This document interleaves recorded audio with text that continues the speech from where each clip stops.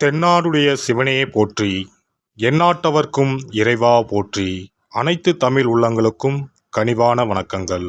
நிகழும் ஸ்ரீ மங்களகரமான சோபகிருது ஆண்டு மாசி மாதம் 18ஆம் தேதி வெள்ளிக்கிழமை அன்று சுவாதி நட்சத்திரத்தில் பஞ்சமி திதியில் அமிர்த யோகம் கூடிய நன்னாளில் இந்த மகத்தான மார்ச் மாதம் பிறக்கிறது.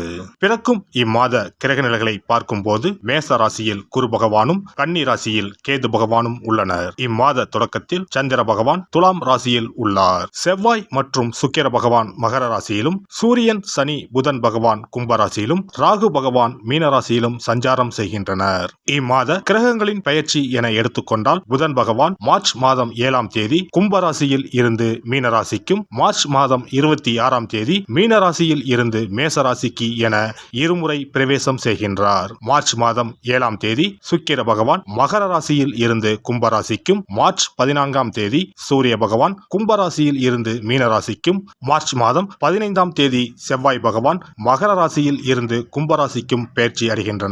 இந்த கிரக அமைப்பினால் உங்கள் வாழ்வில் ஏற்படக்கூடிய சுபம் மற்றும் அசுப பலன்கள் என்ன, அதற்கான பரிகாரம் மற்றும் தெய்வ வழிபாடு என்ன என்பதை பற்றி காண்போம். மாசி மாதத்தின் பிற்பகுதியும் பங்குனி மாதத்தின் முற்பகுதியும் இணைவது இந்த மார்ச் மாதம் ஆகும்.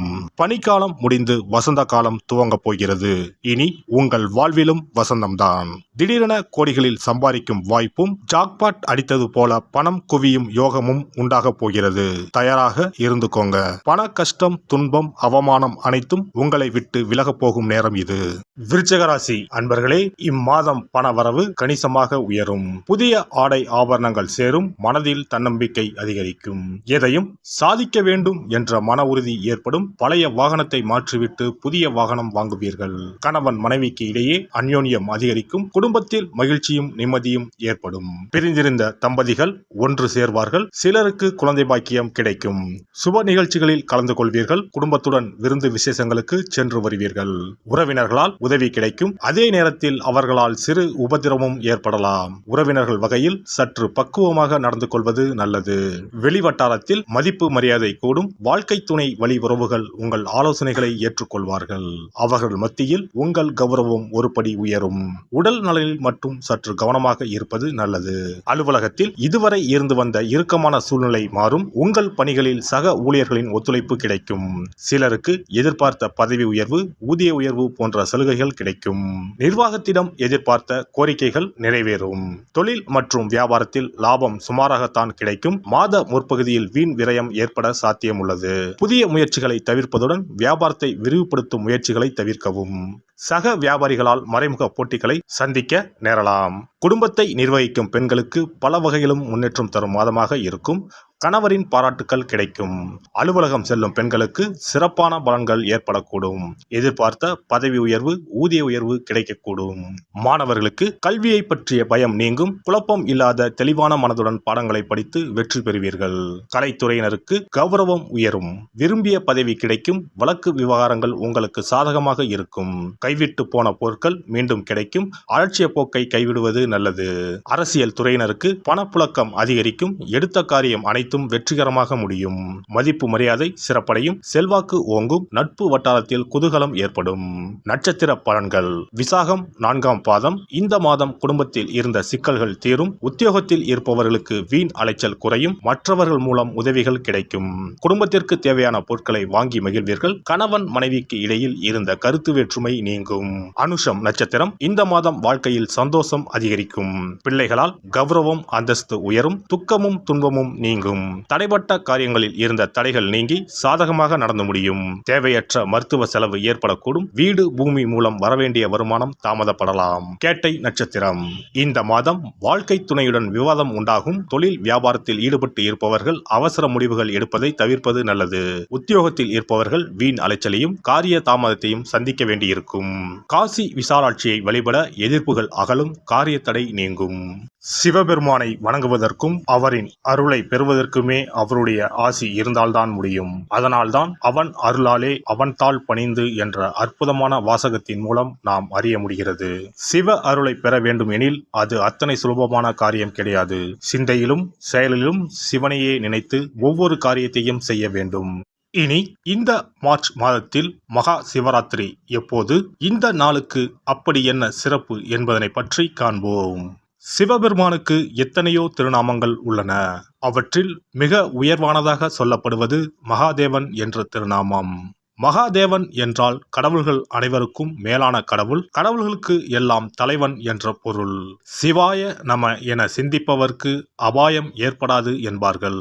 அப்படி கர்ம வினைகளில் இருந்தும் அனைத்து விதமான துன்பங்களில் இருந்தும் விடுபடுவதற்கு சிவனே கதி என சிவபெருமானை சரணடைவதற்கு ஏற்ற நாள் மகா சிவராத்திரி தினமாகும்.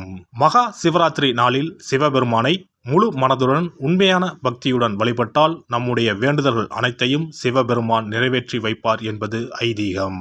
கவலைகள் நீங்கி காரிய வெற்றியை தரக்கூடிய நாள் மகா சிவராத்திரி விரத நாளாகும். சிவபெருமானுக்கு உரிய அஷ்ட விரதங்களில் மிக முக்கியமானது மகா சிவராத்திரி விரதமாகும். சிவபெருமானின் அருளை பெறுவதற்குரிய மிக உன்னதமான புண்ணிய நாளாகும். ஒவ்வொரு மாதமும் தேய்பிறை சதுர்த்தசி திதியில் வருவதை மாத சிவராத்திரி என்றும், மாசி மாதம் தேய்பிறை சதுர்த்தசியில் வருவதை மகா சிவராத்திரி என்றும் கொண்டாடுகிறோம். நாடு முழுவதும் சிவ பக்தர்களால் கோலாகலமாக கொண்டாடப்படும் விழாக்களில் மகா சிவராத்திரி விழாவும் ஒன்று. இந்துக்களின் மிக முக்கியமான விரத நாட்களில் இதுவும் ஒன்று. முப்பெரும் தேவர்களில் ஒருவரான சிவபெருமானுக்குரிய ராத்திரியாக சிவராத்திரி கொண்டாடப்படுகிறது. இந்த ஆண்டு மகா சிவராத்திரி விழா மார்ச் 8ஆம் தேதி கொண்டாடப்பட உள்ளது. அன்று இரவு 8:20 மணிக்கு துவங்கி மார்ச் 9ஆம் தேதி மாலை 6 மணி வரை சதுர்த்தசி திதி உள்ளது. இதனால் மார்ச் 8ஆம் தேதி இரவு 8:30 மணிக்கு பிறகே சிவராத்திரி பூஜையை துவங்க வேண்டும்.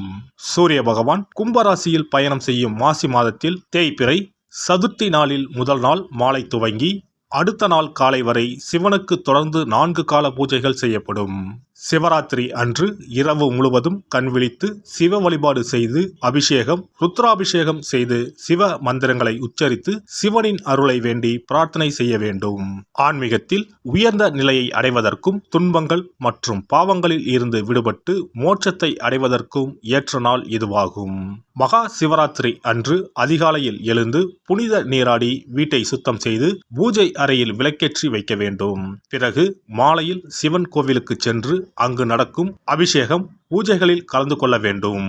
அன்று சிவலிங்கத்திற்கு பஞ்சாமிர்த அபிஷேகம் செய்வதும் வில்வ அர்ச்சனை செய்வதும் மிக சிறப்பானதாகும்.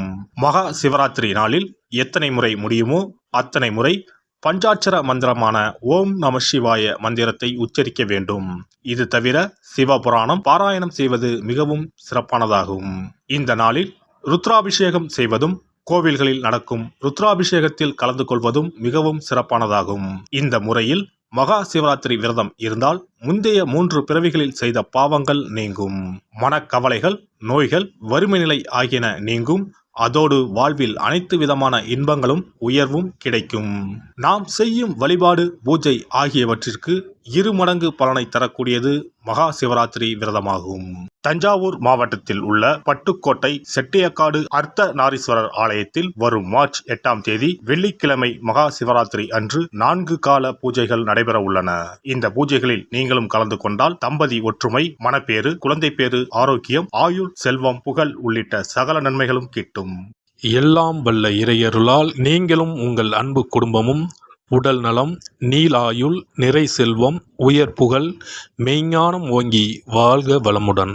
இந்த வீடியோ பதிவு உங்களுக்கு பிடித்திருந்தால் லைக் பண்ணுங்க, கமெண்ட் பண்ணுங்க, ஷேர் பண்ணுங்க, மறக்காம சப்ஸ்கிரைப் பண்ணுங்க, பக்கத்துல இருக்கிற பெல் பட்டனை கிளிக் பண்ணுங்க. நன்றி, வணக்கம். ஓம் நமச்சிவாய. சிவாய நம.